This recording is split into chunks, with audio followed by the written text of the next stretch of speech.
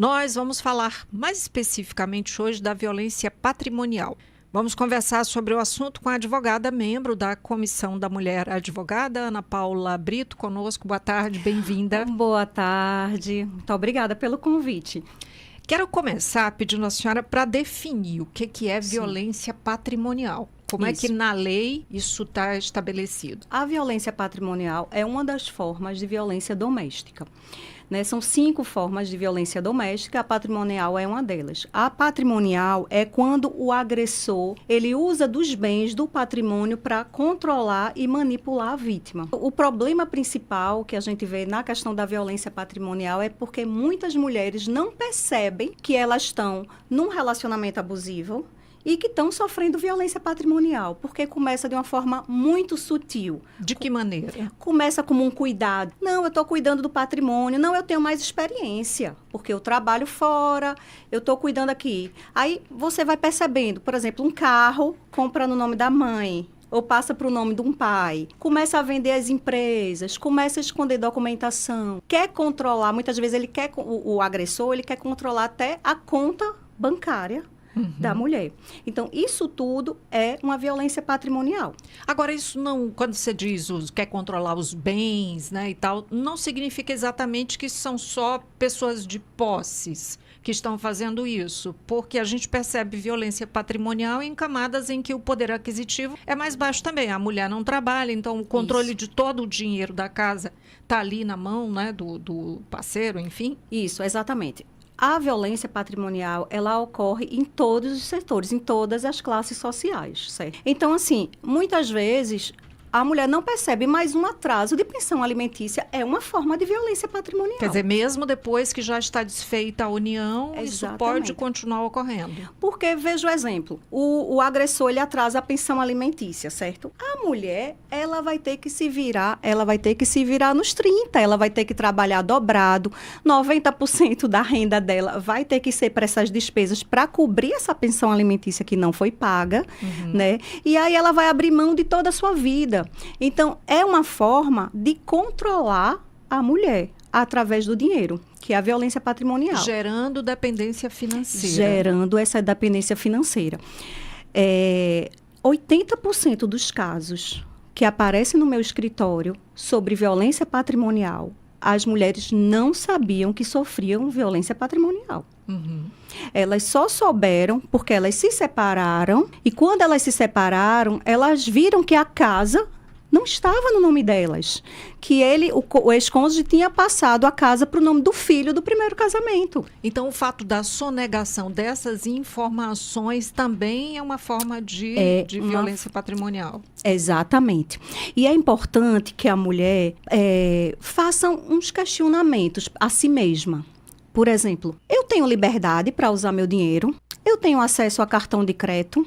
Quando eu quero comprar alguma coisa, eu fico com receio de dizer para o meu marido que eu comprei aquilo. Então, são questões tão sutis que muitas mulheres pensam que isso é um cuidado, mas é um controle. Até a questão de proibir a mulher de trabalhar. Dizendo, não, você não precisa trabalhar porque eu banco tudo aqui na casa.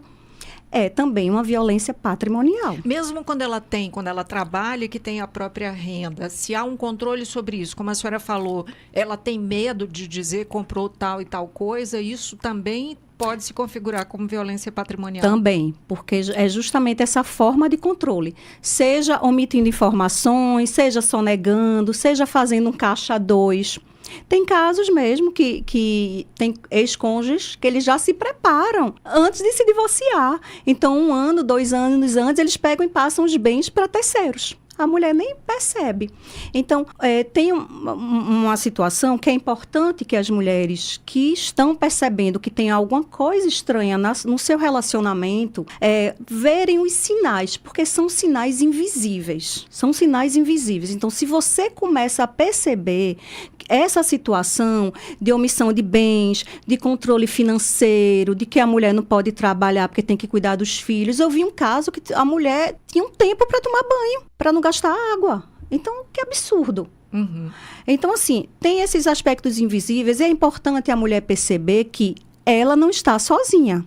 E ela tem direitos. A Letícia há pouco tocou aqui no caso, por exemplo, quando há um controle sobre cursos que a mulher quer fazer, preparação, a carreira dela. Isso seria também uma forma já de, aos poucos, ir dominando para dizer, não precisa avançar, fazer, para que fazer mais uma universidade, né?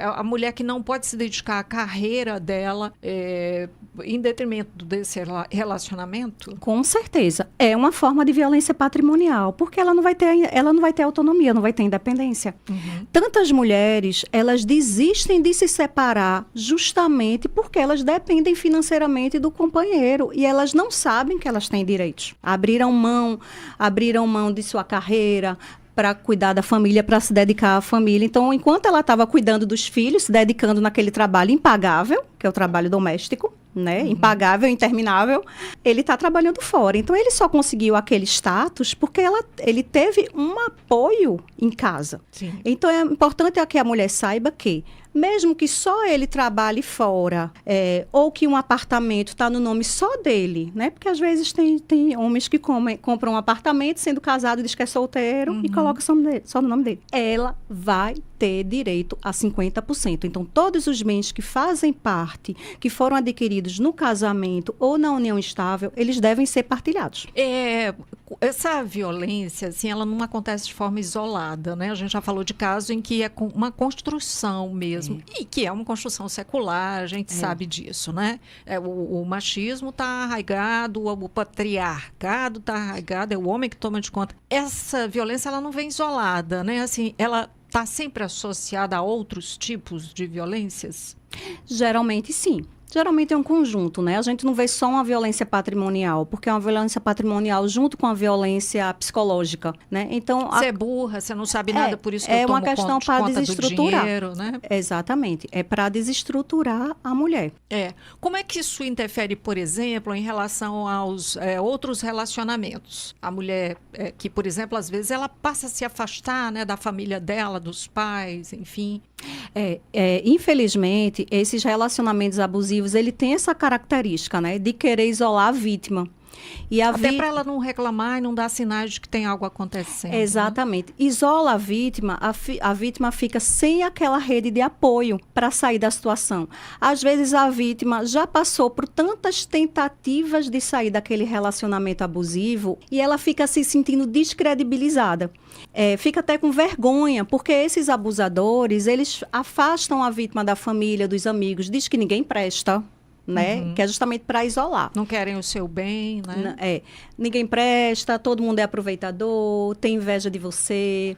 Então, é importante que a mulher perceba isso e haja, né? De repente, ter uma amiga, alguém que ela já possa contar, né? Que seja um apoio para que ela comece a sair dessa situação. A Regina está trazendo aqui um exemplo que ela diz que viu uma moça que saía mais cedo da aula para ir para casa para pôr o jantar do marido. Quer dizer, ela está deixando de fazer algo que para ela é muito importante, que seria importante para a família, para ele também, não é? Para ir para casa para fazer o jantar do marido, né? E o Ronaldo Gomes, ele diz, de certa forma, a sociedade acaba por normalizar esse cuidado, entre aspas, do violentador, inclusive tem dificuldade de reconhecer o trabalho de casa como contribuição importante e acaba contribuindo. É isso? Ele pergunta, coloca uma interrogação no final. Isso, exatamente. Justamente, eles tratam a questão como se fosse um cuidado e que a mulher tem menos importância pelo fato dela não estar saindo de casa para trabalhar, digamos assim. Então, é como se fosse menos importante e ele tivesse mais direito aos bens do que a companheira. Para a gente finalizar, assim, a gente só tem um minutinho, eu queria, pela sua experiência, pela vivência, o que seria uma orientação para essas mulheres que se sentem presas nesse ciclo e acham que não tem saída? Veja bem, é um assunto tão delicado e pouco divulgado que, como eu falei, muitas mulheres não percebem que estão sendo vítimas de violência doméstica. Então, o que é que eu sugiro? Está percebendo que está sofrendo a violência doméstica?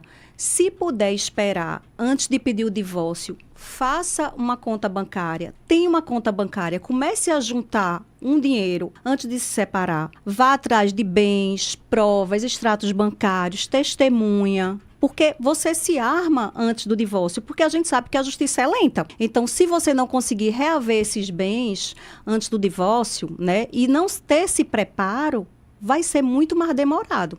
Agora, claro que tem não só essa prevenção, né, que é você juntar provas para comprovar, a mulher pode e deve denunciar, fazer um boletim de ocorrência, pedir medidas protetivas, muitas vezes o afastamento do agressor do lar, e muitas vezes nessa medida protetiva pode pedir o bloqueio dos bens para que esse agressor ele não venda bens antes da partilha justa. Quero agradecer muito pela sua presença aqui conosco, Obrigada. pelas informações valiosas. Boa tarde e até uma próxima. Obrigada, boa tarde.